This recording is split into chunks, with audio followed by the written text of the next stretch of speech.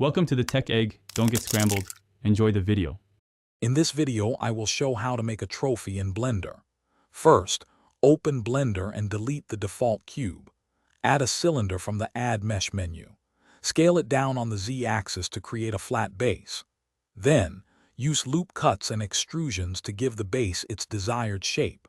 Remember to apply a subdivision surface modifier to ensure a smooth, professional finish for your trophy's foundation.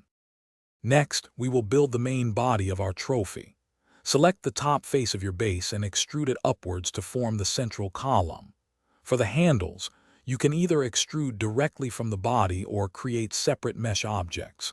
If extruding, add 2 loop cuts on opposite sides to define the handle's starting points. Shape them carefully to achieve an elegant, symmetrical design. Now, let's refine our trophy with some crucial details. The Solidify modifier is excellent for giving thin elements, like the handles, a realistic thickness. Apply bevels to sharp edges to catch the light beautifully, making the trophy appear more polished. For an extra touch, consider sculpting subtle imperfections or adding intricate engravings to enhance its overall realism and visual appeal. Finally, it's time to bring our trophy to life with materials and a stunning render.